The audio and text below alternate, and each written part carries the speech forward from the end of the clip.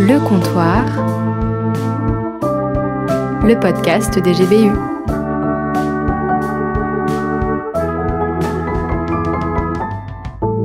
Salut Colline, salut tout le monde. Alors, est-ce que tu as réussi à relever les défis qu'on s'était lancés la dernière fois, lors du dernier épisode ? Eh bien non. Alors juste pour rappel, le défi c'était de se poser 1 heure sans rien faire, sans téléphone et tout, et j'ai pas réussi parce que je suis en train d'écrire un mémoire et j'ai pas le temps de me poser, mais en fait je devrais avoir le temps. C'est juste une excuse, mais bon, ça montre bien la difficulté qu'on a à prendre du temps pour réfléchir, parce que j'imagine que tous ceux qui nous écoutent sont hyper chargés aussi. Bref, affaire à suivre de mon côté. Et toi, t'as réussi ? Moi je suis un peu dans le même cas que toi, je trouve des raisons pour dire que je n'ai pas réussi, parce que je vis actuellement un peu à droite à gauche depuis les 3-4 dernières semaines, donc j'ai peu de temps seule. Mais je pense que si j'avais vraiment voulu, j'aurais pu trouver un moment aussi. Mais bon, tout ça le fait qu'on n'ait pas réussi à réaliser ces défis nous empêche de nous connaître vraiment bien nous-mêmes. C'est pas faux. Et c'est une parfaite transition sur notre Si tu l'avais écrite, on n'aurait pas fait mieux. Qui est sur le thème de la connaissance. Et donc on va commencer en écoutant Tom, Amy et Amélie qui nous parlent de leur rapport à la connaissance et à celle des autres, et de quelle manière ça les impacte.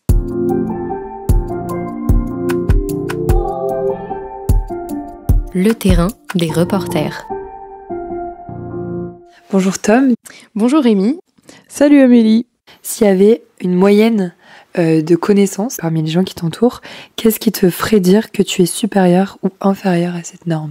C'est vraiment dans la relation avec les autres et dans comment on est écouté ou on écoute les autres. Dans mes interactions avec les gens, je vois que je suis décalée par rapport à ce qu'ils connaissent ou par rapport à la façon dont eux, ils réfléchissent et toutes les questions qu'ils se posent. J'ai juste l'impression que je me suis jamais posé ces questions et que sans doute ma tête doit mal fonctionner.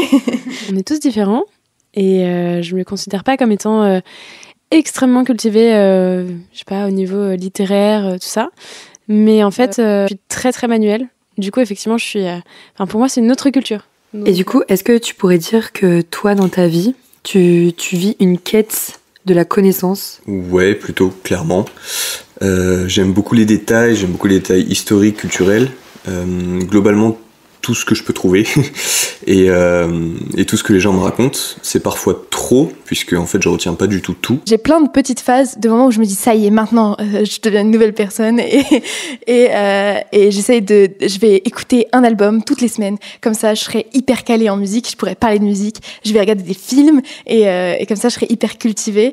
Et je vais lire, ma résolution de cette année, c'était lire beaucoup de livres intelligents pour pouvoir avoir plein de références culturelles et me poser des questions. J'ai rien fait du tout, on est en juin, je pense que concrètement la quête est peu accomplie. Est-ce que tu as l'impression que au moment où tu arrives à faire ça, tu remplis cette quête de connaissances ? En vrai, non. En vrai, j'ai l'impression que je suis tellement en retard. J'ai l'impression que j'ai tellement de lacunes que j'arriverai jamais à assouvir. Mais j'ai l'impression que peut-être, si j'arrivais à m'y tenir, je serais un peu moins inculte. Alors oui, j'adore apprendre plein de choses. J'adore l'histoire, donc en fait, j'adore écouter beaucoup de choses dessus. Alors malheureusement, je ne retiens pas tout, pour mon plus grand désespoir. Comment est-ce que tu as pris conscience du fait que c'était un complexe ? J'ai commencé à me surprendre plutôt au lycée, à considérer d'autres personnes comme, entre guillemets, pas malines, parce qu'elles s'intéressaient à rien de ce qu'on apprend à l'école. En fait, elles aimaient pas apprendre ou progresser.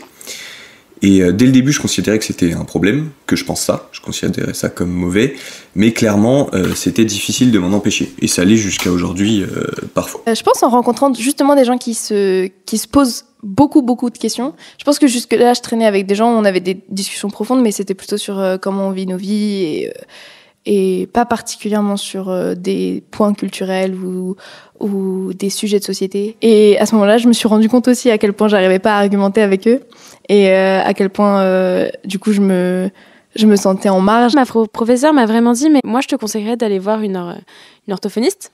Et c'est donc là qu'elle m'a diagnostiqué dysorthographie. Ça m'a fait tilt et je me suis dit, ah ok, ça a mis le doigt sur quelque chose que je ne maîtrisais pas, sur quelque chose que je me battais et luttais contre ça. Et du coup, qu'est-ce que ça provoque en toi, le fait d'atteindre ou pas cette quête ?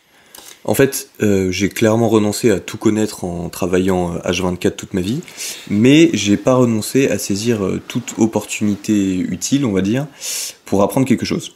Mais comme je l'atteindrai pas, je le prends plutôt comme un jeu, où il s'agit en fait de faire des liens entre les connaissances que j'ai accumulées, et ça c'est un jeu qui me plaît beaucoup.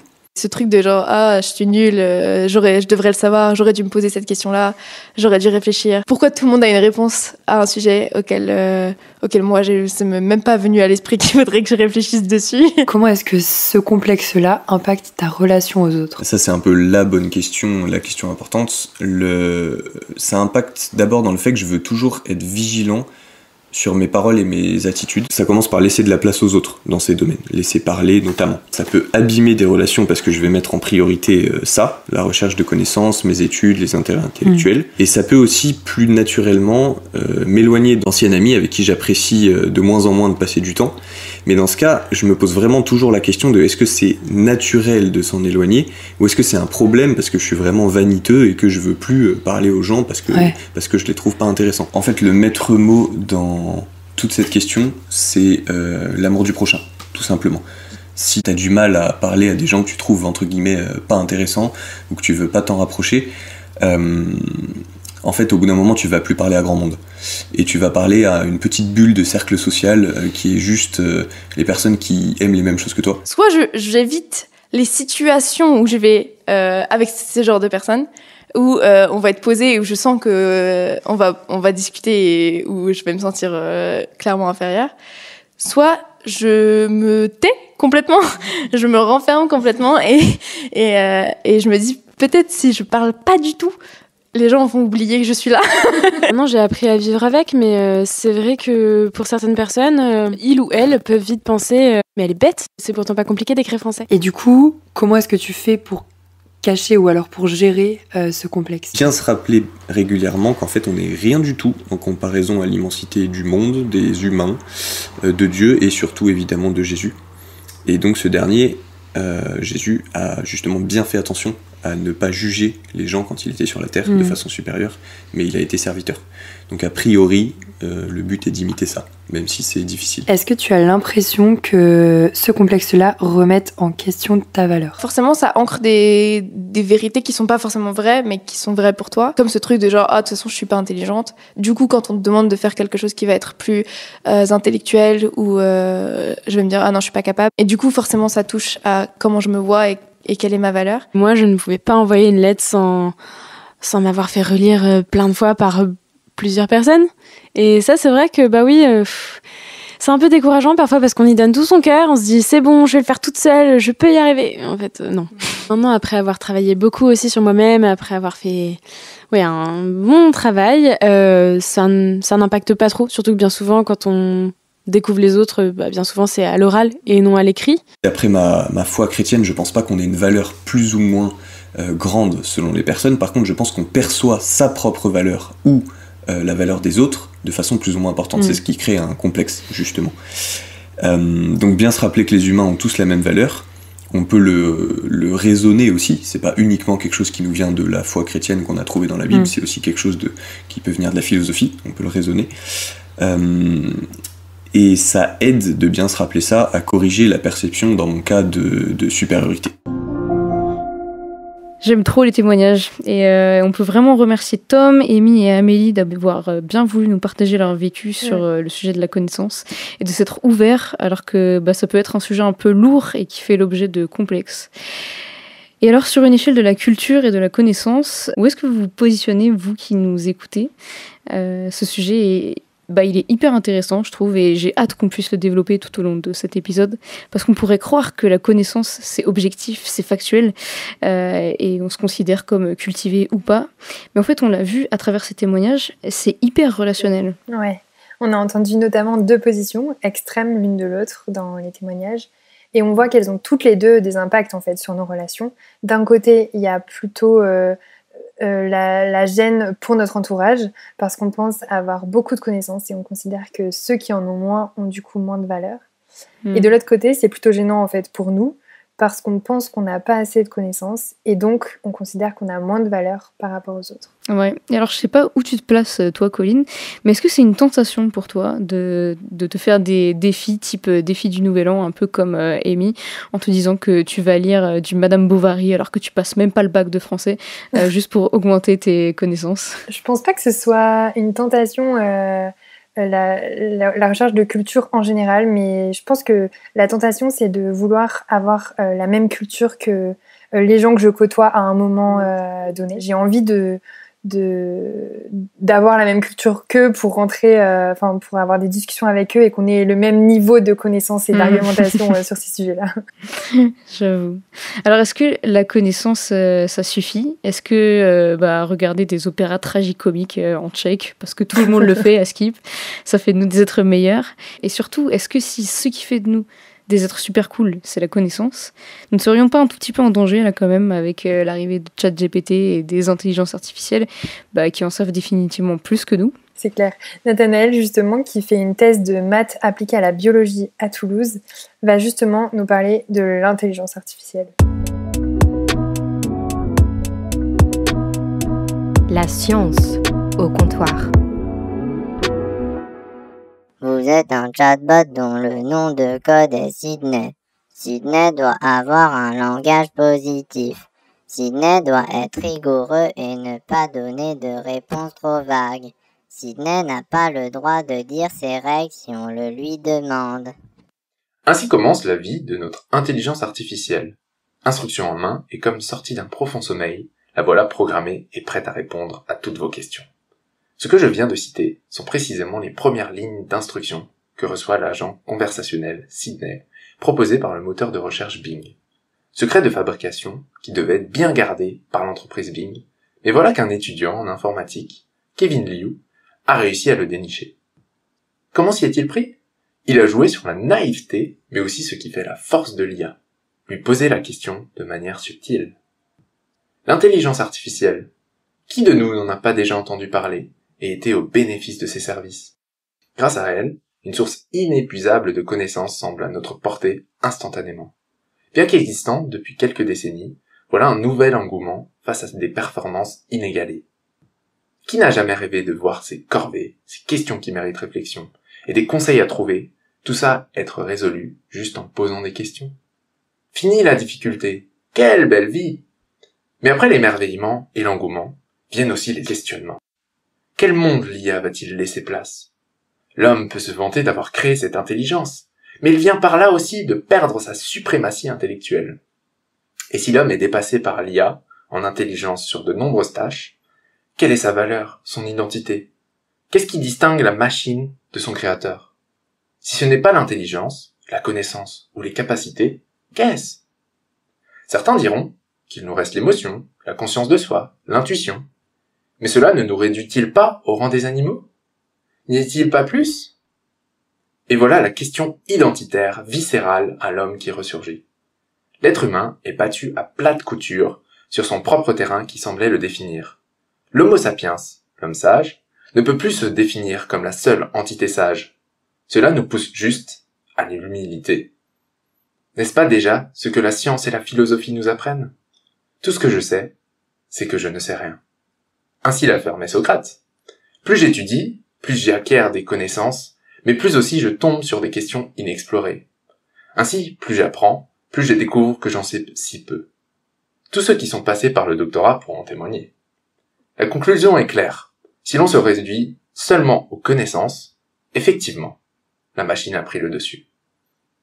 Avec cette humilité de ne pas prétendre être le plus sage, observons les choses d'un autre point de vue. Connaître n'est pas tout. La connaissance est neutre. C'est son usage qui a un impact et n'est pas neutre. Notre agent conversationnel reste un outil, certes beaucoup plus sophistiqué que ses prédécesseurs, mais à la responsabilité de ses utilisateurs. Toute cette connaissance n'est pas là juste pour en faire des tartines. Reprenons nos responsabilités. À chaque nouvelle technologie, nous sommes responsables de leurs conséquences.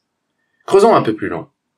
Au départ, chaque IA renvoie des valeurs complètement aberrantes.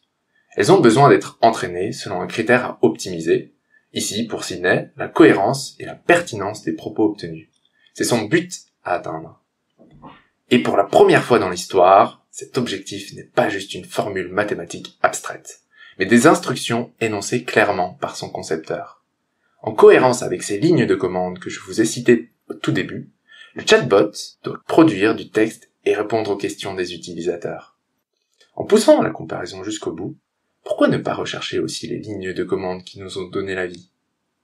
Tout comme ce jeune informaticien, Kevin Liu, ayons l'esprit critique et posons les bonnes questions. L'IA n'a pas émergé toute seule, mais elle provient d'un humain doté de capacités. De même, est-ce le plus grand des hasards, ou une parole créatrice sous forme de lignes de commande qui nous a donné la vie? C'est peut-être ça le propre de l'homme, se poser les bonnes questions existentielles et en trouver la réponse.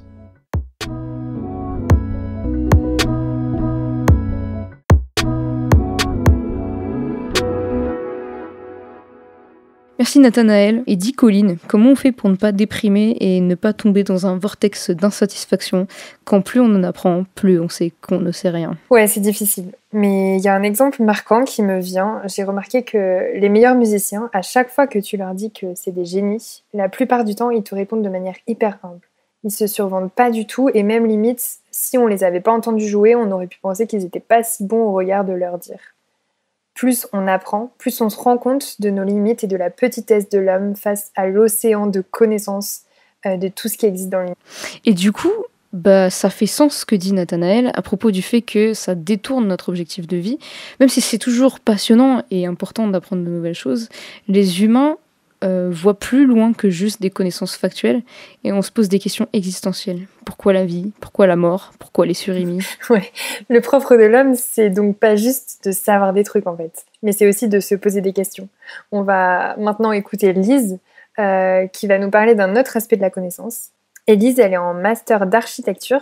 Elle fait aussi partie de ces gens que j'admire parce qu'ils savent 1 milliard de choses et ils restent pourtant méga humbles.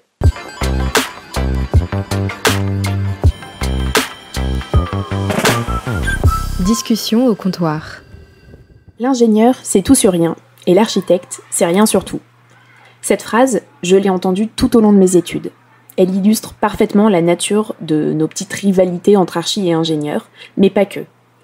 Elle est très révélatrice du système d'apprentissage dans lequel on nous plonge, nous les apprentis architectes. Dans ces études, on nous forme à toutes sortes de notions qui appartiennent à une large gamme de domaines, de la physique mécanique pour prédimensionner nos structures porteuses, à la psychologie de l'enfance dans leur pratique de l'habiter. Mais on nous demande aussi des notions en histoire, patrimoine, design, mobilier, dessin, maîtrise de divers logiciels.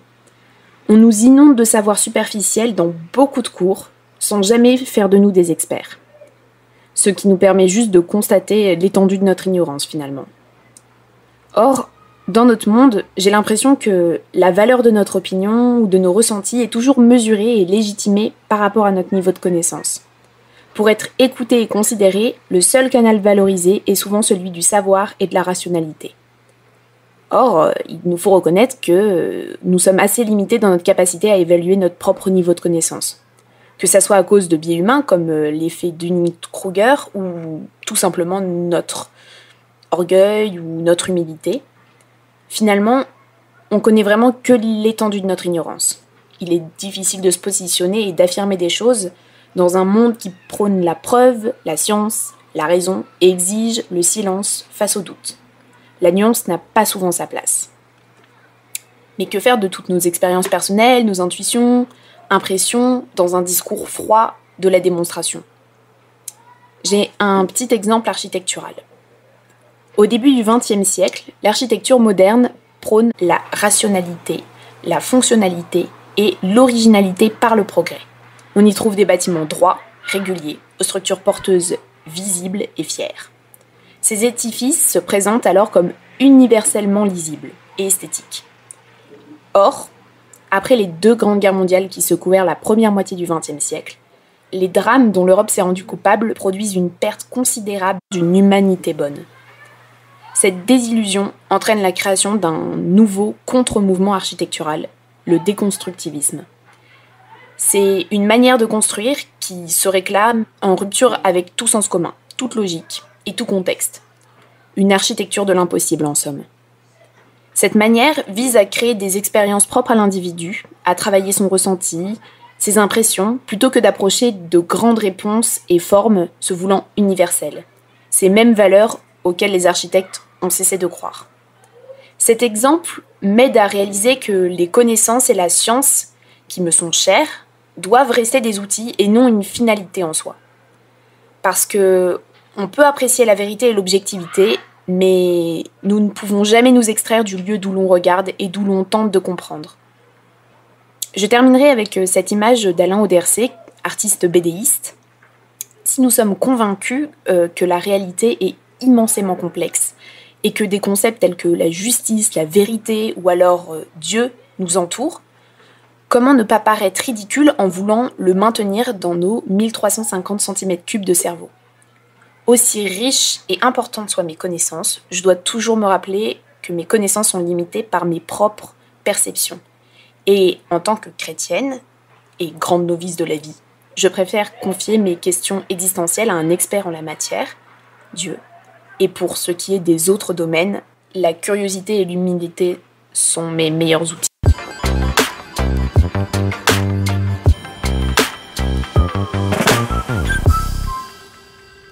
Merci Lise pour ce récit historique qui nous permet de constater ce besoin de subjectivité dans ce domaine qui nous paraît pourtant si scientifique et froid, l'architecture. Donc avec Nathanaël, on a vu que ce qui était propre à l'homme, c'était la capacité de se poser des questions existentielles qu'on ajoutait à notre connaissance. Lise nous dit que nos connaissances sont inévitablement contaminées par notre point de vue et qu'il est impossible d'extraire ce biais.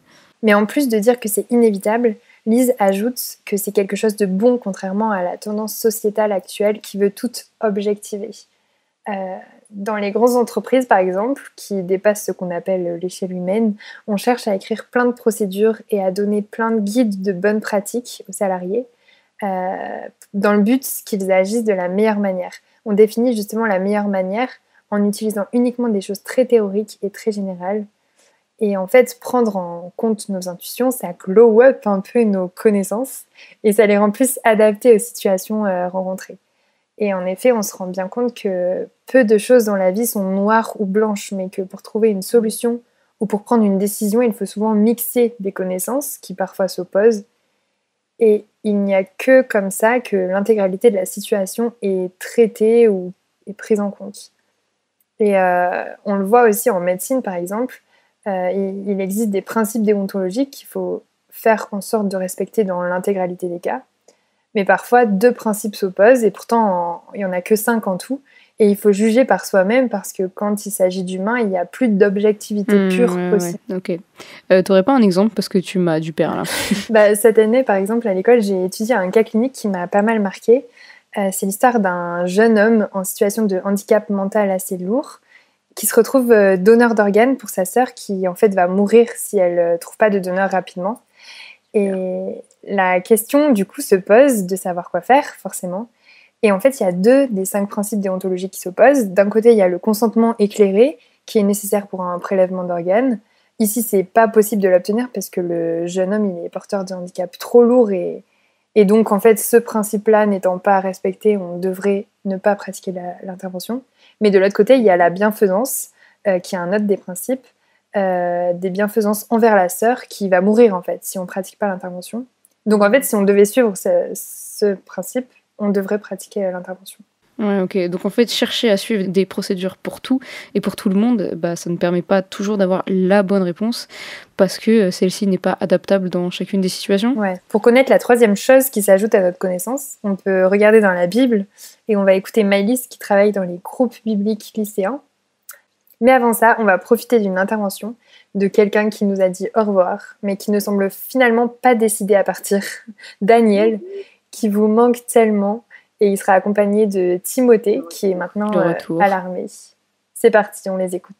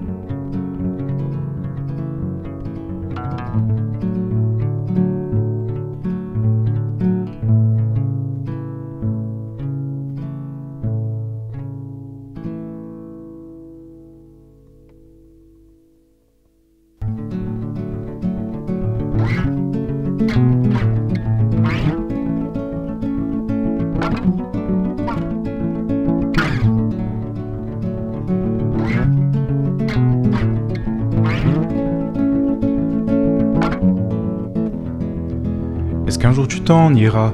Est-ce que je peux compter sur toi? J'ai besoin de savoir. Est-ce que tu resteras?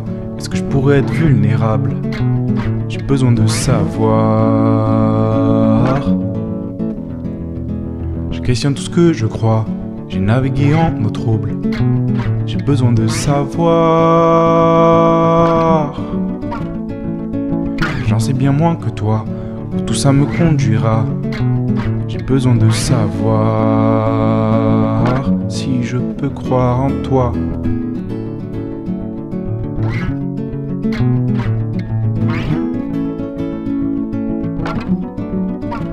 J'ai besoin de savoir. J'ai besoin de savoir.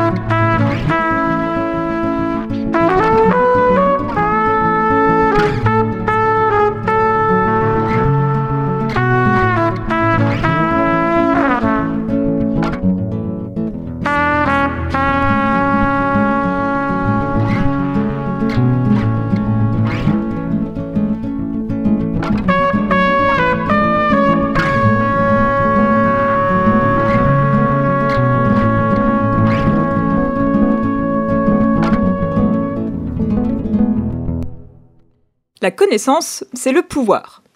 Voilà la petite phrase a priori philosophique et profonde inscrite sur l'un de mes nombreux t-shirts geeks, avec en dessous Belle et Hermione Granger en train de dévorer des livres dans une bibliothèque. Autre scène qui utilise le même concept, dans la série Game of Thrones, Lord Baelish, grand stratège, est interpellé par la reine Cersei qui lui demande un service. Commence alors un duel de sous-entendus, jusqu'au moment où Lord Baelish, pensant asséner le coup fatal, dit le fameux « La connaissance, c'est le pouvoir ». À quoi la reine répond ? Non, le pouvoir, c'est le pouvoir. En montrant qu'il lui suffit de prononcer un mot pour que tous ses gardes lui obéissent, même pour faire des choses absurdes. Bon, alors, pouvoir ou pas pouvoir ? Tiens, je vous propose une petite expérience. Première scène. Hé, Laurie, dis-moi, tu connais le nouveau roi d'Angleterre ? Oui, Charles III. Ok, cool. Deuxième scène. Hé Laurie, dis-moi, tu connais le roi d'Angleterre, Charles III, fils d'Élisabeth II, duc d'Édimbourg, né le 14 novembre 48, père de William et de Harry. Ça fait beaucoup d'infos, je connaissais pas forcément tout. Bah tu le connais ou tu le connais pas ? Oui, enfin, de nom quoi, de loin. Ok, bon, hésitation, analysons ce qui vient de se passer. Dans ma première question, puisque j'ai été assez vague, tu possédais des éléments que j'avais pas formulés. T'avais donc encore, en gros, des balles à jouer. Mais dans le deuxième cas, ma formulation semblait montrer que je maîtrisais au minimum les mêmes infos que toi, voire plus. Même si ma question pouvait tout à fait s'arrêter à « Est-ce que tu sais qui c'est ?», elle sous-entendait davantage que je pourrais ensuite interroger sur des points plus précis. Or, ta réaction, c'est la réaction en général. Ne pas savoir être mis en difficulté sur le domaine des connaissances, c'est une source de stress. Mais pourquoi ? Pourquoi se sent-on souvent en danger ou nul lorsqu'on ne connaît pas quelque chose ? Pourquoi a-t-on tendance à voir les questions comme un piège plutôt qu'une occasion d'apprendre ou de progresser ensemble ? Pour répondre à cette question, je vous propose de réfléchir à la définition de la connaissance. Tout d'abord, regardons celle de notre monde, de notre société. Après m'être renseigné en parcourant différentes approches philosophiques sur la notion de connaissance, je proposerai d'en distinguer 3 degrés. Bon, je vous précise tout de suite, d'autres répartitions sont possibles. Le premier serait une connaissance que l'on acquiert par des sensations, une expérience vague ou encore un ensemble de bribes d'informations glanées ça et là. En gros, une connaissance de surface, mais qui t'a tout de même permis, Laurie, de me dire que le nom du nouveau roi d'Angleterre est Charles III. Trop forte. Trop bien. Le deuxième serait une connaissance obtenue par raisonnement. On entrerait dans une forme de savoir, de savoir-faire, avec une compréhension intellectuelle qui définit, cadre, formalise la connaissance. C'est la connaissance qui t'aurait du coup permis, Laurie, de me dire pourquoi le roi s'appelle Charles III. Pourquoi il est bien le roi d'Angleterre, en me citant, je ne sais pas, sa généalogie, quel est son rôle, son pouvoir, etc. Enfin, le troisième et dernier degré de connaissance serait si profond qu'il transformerait notre attitude, bousculerait nos croyances, nous permettrait même une lecture intuitive du monde et des gens. Mais là où le temps, les heures de recherche permettraient d'atteindre le deuxième degré, la qualité et l'expérience vécue, digérée et profonde, sont absolument nécessaires pour parvenir au dernier degré de connaissance. Et c'est celui-ci qui t'aurait permis de dire, Laurie, si tu étais parvenue, que tu connaissais vraiment Charles III. Je veux dire, personnellement, ses doutes, ses émotions, simplement en le regardant, par exemple, pendant le couronnement. Ouais, mais comme il ne m'a pas, lui, encore invité pour le thé, c'est pas près d'arriver. J'attends. Dommage. Or, ce qui est dommage avec notre société, c'est qu'elle nous apprend dès l'enfance que ce n'est pas la connaissance, mais l'accumulation de connaissances qui fait de nous quelqu'un de bien, de supérieur, voire même quelqu'un tout court. Une accumulation qui fait entrer dans un rapport de domination à l'autre, au lieu d'être un sujet de partage. Du coup, pour rester dans la course, on passe des heures à enchaîner les séries, les vidéos, les activités ou les livres sans prendre le temps d'expérimenter et de digérer ces connaissances. Ce qui nous amène ensuite à avoir des relations de surface sans accorder le temps et la qualité nécessaires pour parvenir à un partage profond qui mènerait vers l'amitié. Une amitié où on connaît si bien la personne qu'on reconnaît intuitivement sans qu'elle ne prononce le moindre mot comment elle va et de quoi elle a besoin. On voit donc que notre société nous vend plutôt une connaissance bas de gamme, qui s'arrête au mieux à l'intellect, au savoir et, si on creuse en réalité, à un pseudo-savoir. Malgré cela, parce que notre monde nous dit que l'accumulation de connaissances est un enjeu primordial, on le laisse nous faire croire que cette connaissance fait même partie de notre identité. Et s'il y avait finalement plus que cela ? Et s'il existait une connaissance qui nous dépasserait tant qu'elle ne pourrait être un enjeu de domination, mais plutôt une curiosité partagée qui nous demanderait de nous ouvrir à l'autre, au monde, de creuser ensemble pour comprendre avec nos sensibilités différentes.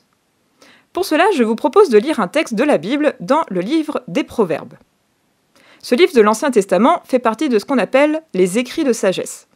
Composé de discours ou de proverbes, il se fonde sur l'observation de la réalité du monde, sur le vécu, l'expérience, afin d'en tirer des leçons pour la conduite humaine.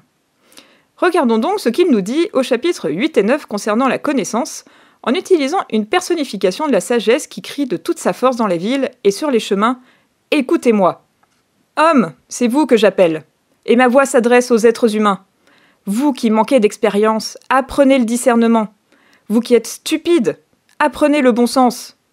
Écoutez, car ce que je dis est capital, et j'ouvre mes lèvres avec droiture. Oui, c'est la vérité que ma bouche proclame, et mes lèvres ont horreur de la méchanceté. Toutes les paroles de ma bouche sont justes, elles ne contiennent rien qui soit faux ou perverti. Toutes sont exactes pour celui qui est intelligent et droites pour ceux qui ont trouvé la connaissance. Préférez mes instructions à l'argent et la connaissance à l'or le plus précieux. En effet, la sagesse vaut mieux que les perles, elle a plus de valeur que tout ce qu'on pourrait désirer. Moi, la sagesse, j'habite le discernement et je possède l'art de la réflexion. Le commencement de la sagesse, c'est la crainte de l'Éternel. La connaissance du Dieu saint, voilà en quoi consiste l'intelligence. Oui, c'est grâce à moi que tes jours se multiplieront et que les années de ta vie augmenteront. Si tu es sage, tu l'es pour toi. Si tu es moqueur, tu en supporteras les conséquences tout seul. À qui s'adresse la sagesse ? Au verset 5, aux hommes stupides ou qui manquent d'expérience, mais également verset 9, aux intelligents, à ceux qui ont trouvé la connaissance. Elle donne des instructions pour le premier groupe, mais s'adresse également au second qui devrait normalement la reconnaître et donc l'écouter. Pourquoi faut-il l'écouter ? Tout d'abord parce que ce qu'elle dit est capital. Ensuite, parce qu'elle dit la vérité. C'est pas juste quelque chose de fondamental et d'important, c'est la vérité. Des versets 6 à 9, on a une répétition de mots qui vont dans ce sens, comme droiture, vérité, juste ou exact. Enfin, la sagesse nous dit au verset 11 que sa connaissance est plus précieuse que tout ce qu'on pourrait posséder. Bon, maintenant, que veut-elle nous dire? Quel message veut-elle nous transmettre de si important? La sagesse nous dit d'apprendre le discernement et le bon sens, ou encore l'art de la réflexion. En gros, de comprendre profondément quelle est la différence entre la vérité et la méchanceté, entre ce qui est juste et perverti, au point que cela change radicalement notre attitude. Et ce, afin de choisir consciemment de pratiquer le bien, et non le mal, qu'elle a en horreur. Comment acquérir la connaissance et gagner en intelligence? Pour ce faire, la sagesse nous donne non seulement le point de départ, mais aussi le point d'arrivée, en gros la récompense. Le point de départ, soit le commencement de la sagesse ou l'intelligence suprême, c'est de connaître Dieu et de le craindre. La crainte de Dieu, ce n'est pas d'avoir peur de lui au point de le fuir, mais à l'inverse de reconnaître qui il est dans sa grandeur, sa puissance, tous ses attributs, au point de se soumettre à lui et de vouloir dépendre de lui.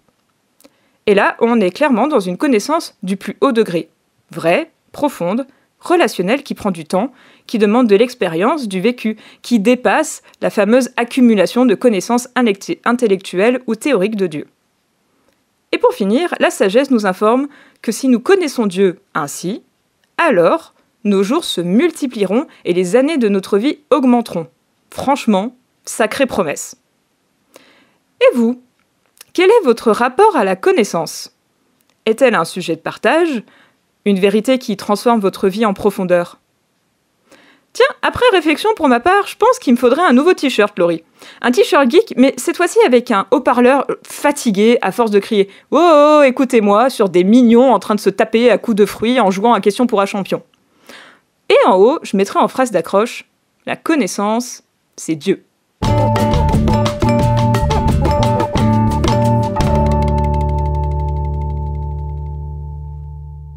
Merci déjà à Timothée et Daniel pour le partage de cette compo sur le besoin propre à l'humain de savoir, d'avoir des réponses sur des questions existentielles que tout le monde se pose. Et merci à Maëlys qui nous apporte une troisième caractéristique de l'humain, se rajoutant et même se mêlant à la connaissance, l'expérimentation des choses, peu importe de quelle chose il s'agit, mais ici elle nous parle des relations, et qui nous permettent de les connaître mieux. En l'écoutant, je pensais par exemple à l'apprentissage d'une langue étrangère. On sait qu'on est tous inégaux dans la facilité d'apprendre une autre langue que notre langue maternelle, et pourtant on stagne dans notre maîtrise de celle-ci si on ne part jamais dans le pays qui la parle, si on ne se laisse jamais submerger par celle-ci. Tout ça, même si on a toute la théorie la concernant. C'est vrai. Bah, du coup, ton exemple me fait penser à une expérimentation de ma vie. Moi, j'ai vécu en Angleterre 1 année, et puis du coup, j'ai bien parlé anglais, et après, je n'ai plus parlé anglais depuis que je suis rentrée. Et c'est aussi quelque chose qui se perd, et que, ouais, du coup, j'ai l'impression de stagner dans cette maîtrise de l'anglais. Donc ça nous rappelle que c'est pas juste une expérimentation d'une fois, c'est aussi un truc à renouveler et ouais, à continuer à entretenir. Ouais, voilà, c'est ça. Mais surtout, en fait, Maëlys poursuit bien en rappelant que l'objectif, c'est pas d'avoir la connaissance, c'est pas d'être érudit sur un max de choses, mais en fait, c'est d'atteindre la sagesse, celle dont nous parle la Bible. Et la connaissance nous permet de l'atteindre, cette sagesse, de faire les bons choix, les choix les plus sages, car on a plus conscience des tenants et des aboutissants de nos décisions. C'est l'heure maintenant de notre interview et on va revenir un peu sur les questions d'intelligence artificielle qu'on a déjà commencé à aborder avec Nathanaël au début de ce podcast. Et on va le voir cette fois avec John Lennox, un monsieur qui nous vient d'Irlande du Nord, qui est professeur émérite de mathématiques et de philosophie des sciences à l'université d'Oxford. On a eu l'opportunité de l'entendre lors d'un événement qui s'appelle le Forum Veritas, qui est organisé par les groupes bibliques universitaires et dont le but est de faire discuter un chrétien et une personne avec une autre vision du monde. Il y a quelques jours donc, les Forums Veritas, en partenariat avec Le Comptoir, ont organisé un entretien avec John Lennox sur le thème des mathématiques et vous pouvez la retrouver en intégralité sur leur chaîne YouTube, Le Forum Veritas. Et du coup, pour précision, l'entretien s'est fait en anglais, mais nous avons la chance, que dire, la joie, ou encore plus l'honneur de vous faire entendre un extrait doublé par notre doubleur, qui devient le doubleur officiel du comptoir, Caillou, et on vous laisse la place.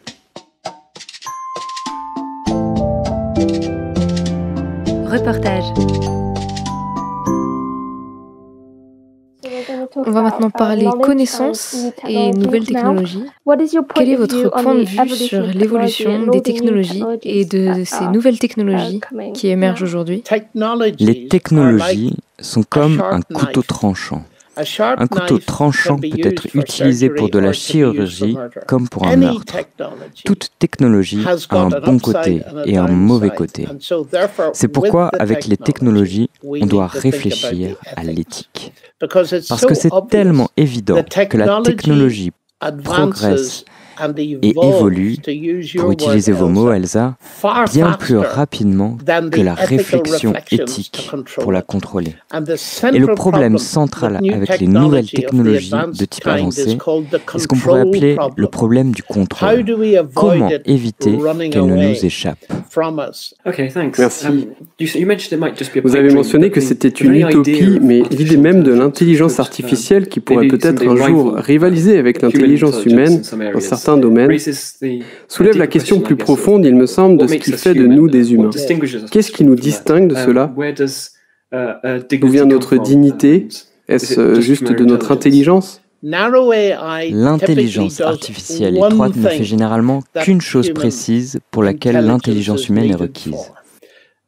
Le mot artificiel, comme quelqu'un l'a magnifiquement dit il y a bien des années, un chrétien en fait, qui était à la base de l'intelligence artificielle, il a dit le mot artificiel dans intelligence artificielle est réel. C'est-à-dire que c'est en effet artificiel. Ce n'est pas une véritable intelligence. Elle ne pense pas, elle n'a pas de motivation, elle ne ressent pas d'émotion, etc., etc. Et on doit se souvenir de cela. Quelqu'un a dit, l'un des fondateurs du web a dit récemment, l'IA n'a pas plus de chances de prendre vie que votre grille-pain. C'est une machine. Les machines sont importantes, mais les êtres humains ne sont pas des machines. Comment le sait-on? Roger Penrose, l'un des mathématiciens les plus brillants qui ait jamais vécu et qui est encore à Oxford, à un âge avancé, il croit que l'esprit humain est capable de faire des choses qui ne sont pas calculables. Et aussi avancé que la machinerie soit, ne sera jamais en mesure de reproduire ce que c'est que d'être un humain. C'est mon premier point. Deuxièmement, une autre différence est que les machines ne peuvent pas reconnaître les qualia. C'est notre expérience de ce que c'est aussi. Ce que c'est de voir les couleurs, ce que c'est de sentir une odeur ou goûter un steak. Les machines ne peuvent pas faire ça. En fait, on ne sait pas ce que c'est, dans le sens où toutes ces choses sont liées à la conscience. Là où je veux en venir, c'est que personne n'est proche de créer une entité consciente. Parce que personne ne comprend ce que c'est la conscience. L'IA à tous ces niveaux simule l'intelligence humaine. Donc l'être humain est différent. Et je voudrais ajouter une dimension très importante en tant que chrétien. Les êtres humains sont créés à l'image de Dieu, en cela qu'ils ont l'intelligence liée à la conscience. Les machines ne sont certainement pas cela. L'être humain est tout à fait unique. Comment je sais cela? Parce que Dieu en est devenu un. Et ça peut surprendre plusieurs d'entre vous qui m'écoutez, mais c'est le cœur du christianisme. La parole qui est Dieu. L'univers est basé sur la parole, les mots. La science montre ça très clairement. Vous pouvez décrire l'univers en termes de mathématiques, puis en termes génériques. Une des plus importantes choses découvertes est le code génétique. Et le génome humain est long de 3,4 milliards de lettres dans l'exact bon ordre, comme un programme informatique. C'est un univers basé sur les mots. L'explication pour cela est qu'il a été créé par la parole, qui est Dieu, un être personnel. Et la revendication centrale du christianisme, sans laquelle je ne serais pas en train de vous parler aujourd'hui, est que la parole est devenue chair. La parole est devenue homme et a vécu parmi nous. C'est une affirmation colossale. Jésus-Christ affirme qu'il est la parole devenue humaine. Maintenant, si les êtres humains sont le genre d'être que Dieu peut devenir, alors ils sont tout à fait uniques.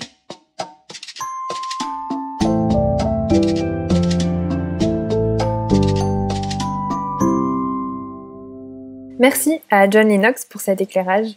On l'a vu tout au long de notre épisode, le rapport entre les êtres humains et la connaissance, c'est pas juste avoir des connaissances froides, purement factuelles, mais c'est d'y ajouter notre intuition, c'est expérimenter, c'est prendre du recul et se poser des questions existentielles, alors ne limitons pas notre humanité en nous privant de nous les poser.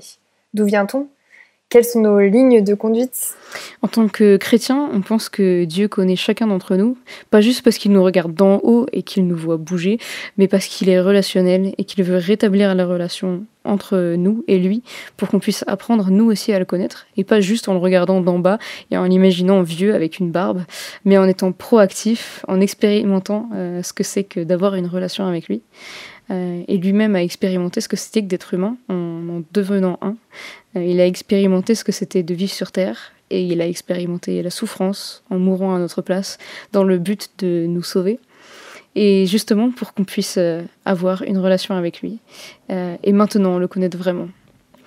Qu'est-ce que tu retiens, Colline, de cet épisode sur la connaissance ? Comme tu l'as dit juste au-dessus, j'aime beaucoup l'aspect relationnel qu'on a retrouvé dans plusieurs des interventions en fait.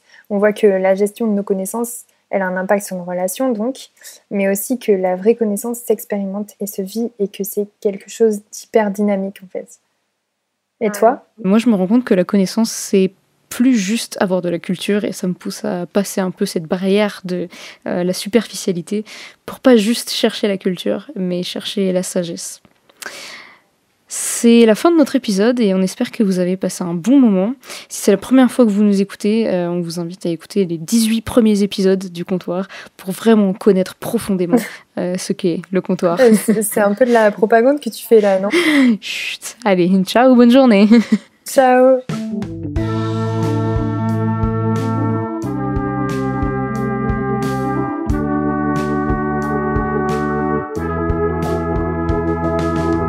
Le comptoir, le podcast des GBU.